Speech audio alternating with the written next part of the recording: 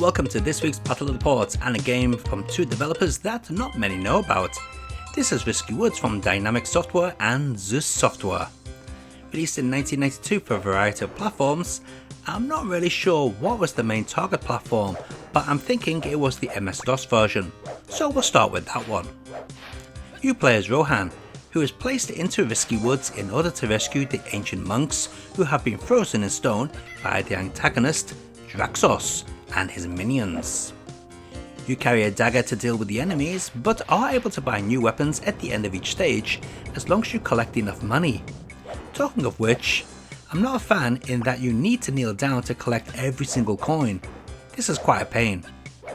Being a DOS game, the scrolling isn't the smoothest, but it sure does look pretty, with some very nice sprite work, loads of colours and parallax scrolling. The soundtrack isn't bad either. For a 1992 DOS release, Risky Woods is quite a good game, but it can be annoying at times due to certain enemies that just hound you with very little chance of escape.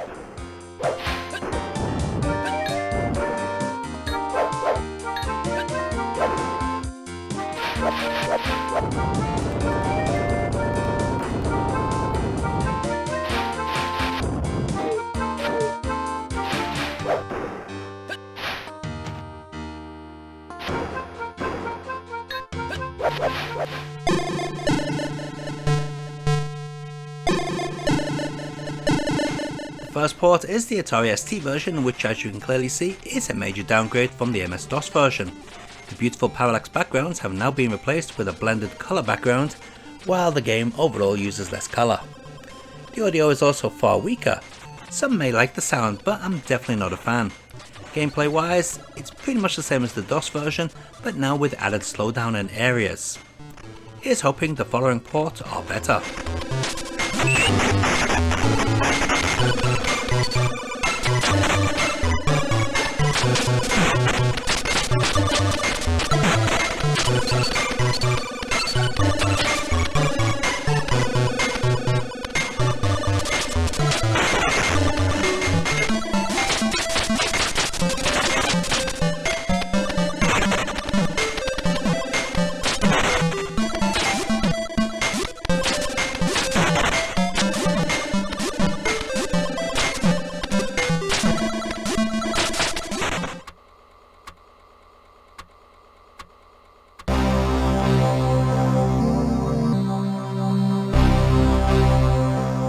Next up is the Amiga version, which does so many things right that other games on the system do not.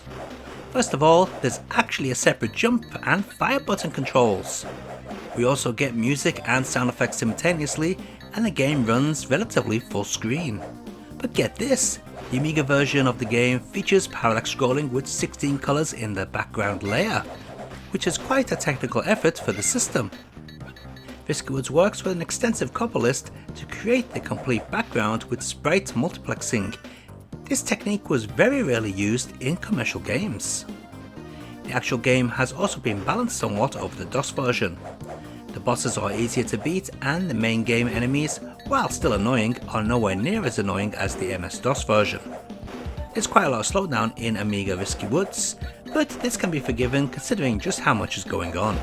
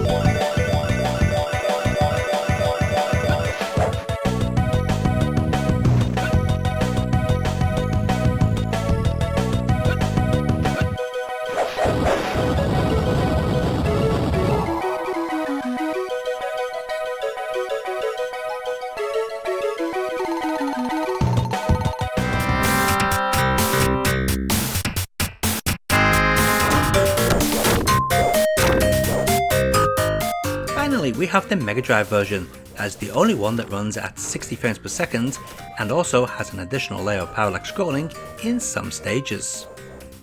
The gameplay has also been slightly changed. No longer do you collect money, now you collect silver medals that can be used to improve your armor. There is no shop anymore, instead you can pick up different weapons in the actual stages from treasure chests. The eye-toll gates require the player to repeat melodies that the gatekeeper plays using the controller. This is bloody annoying because you can't even hear the melody most of the time, so it's just a load of guesswork. You've probably also noticed that Rohan holds a staff and wears a tunic or toga rather than the tank top and pants that he was wearing in all the other versions. Overall, this is easily the best playing version of Risky Woods, but I don't think it's the best looking. The backgrounds just aren't as nice as those found on the MS-DOS version. The audio is also pretty bad. Obviously the developers had no idea how to use the Mega Drive sound hardware.